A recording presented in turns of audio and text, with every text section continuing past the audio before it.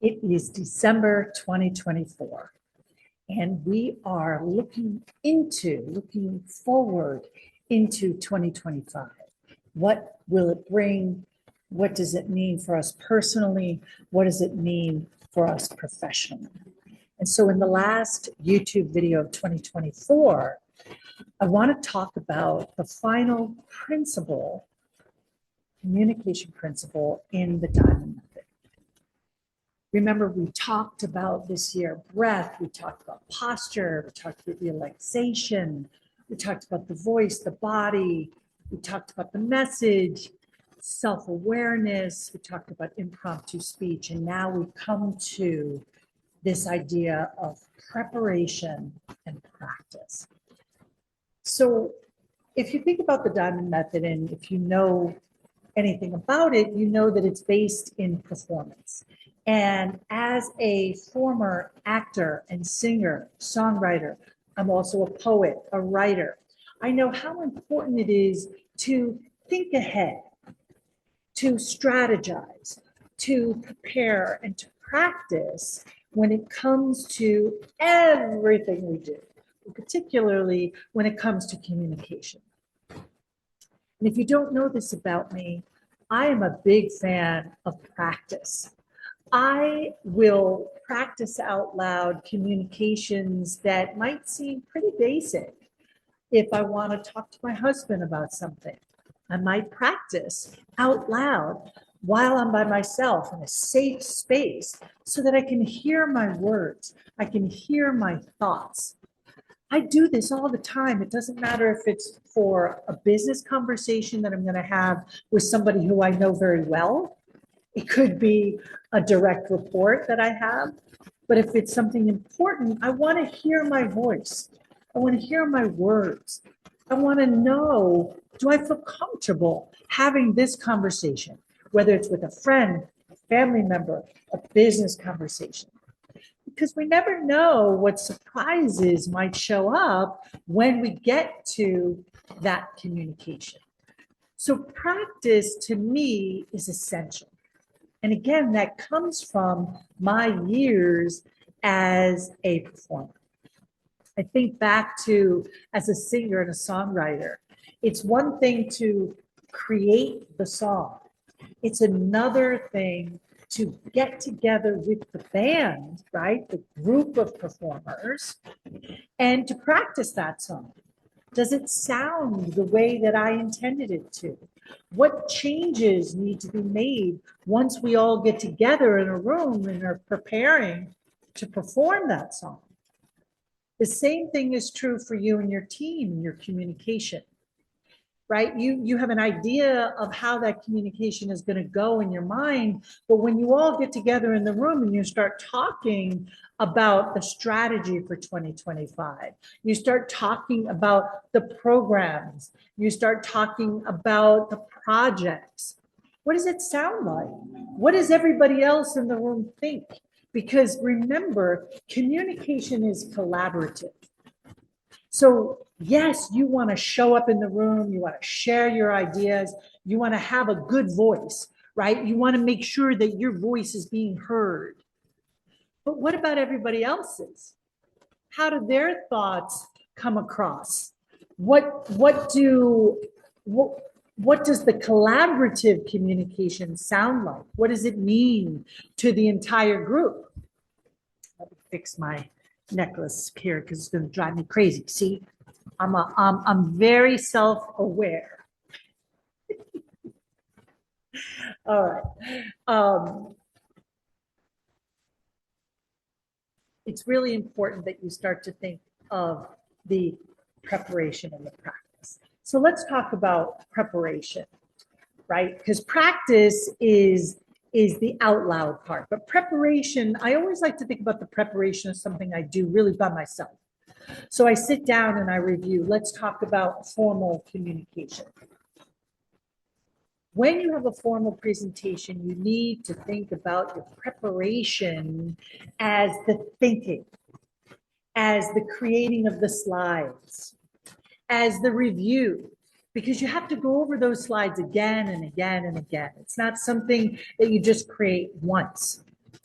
And it amazes me how often my clients don't think about animation when it comes to their formal presentations. Because a formal presentation, if you're using slides, you don't want people to jump ahead of where you are in your communication.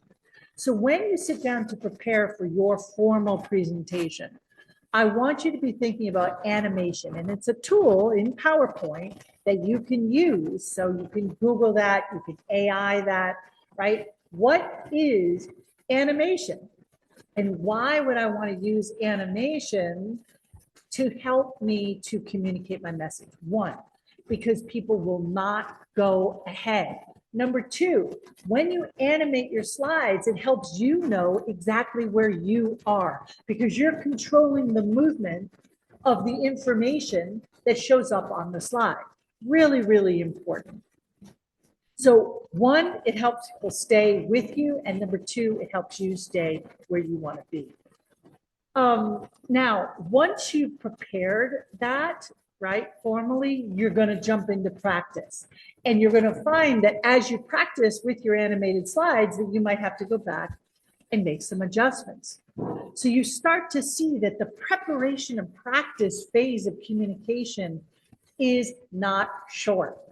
It actually is one of the longer components of presenting, because the more time you spend in preparing, the more you're going to succeed when you get to the stage.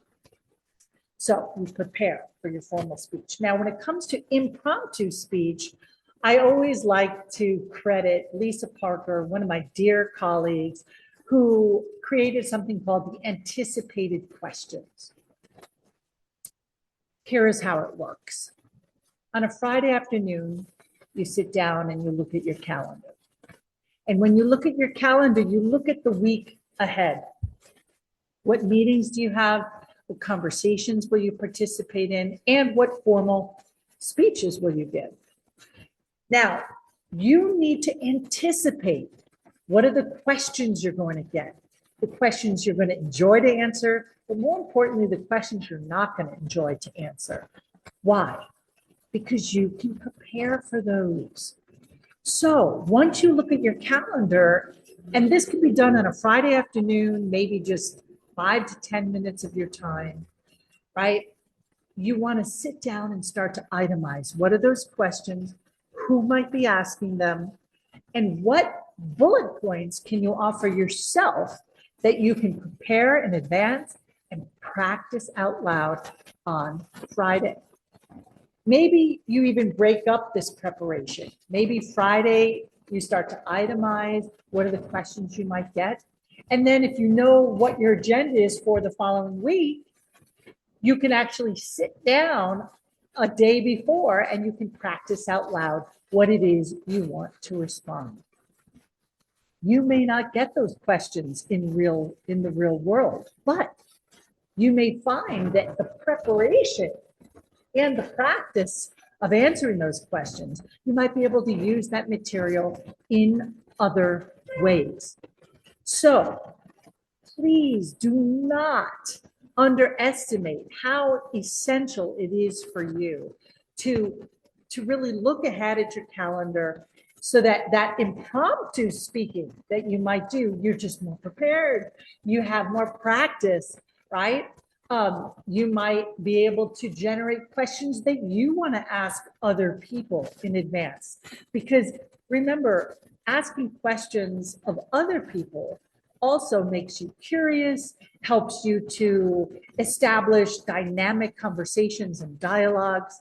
And also in a formal speech, you want to be able to open up that space for dialogue even after or during a formal conversation, right? So we talked today about preparation and practice, two very important things that you want to do to make sure that you're ready for your conversations, you're ready for your presentations.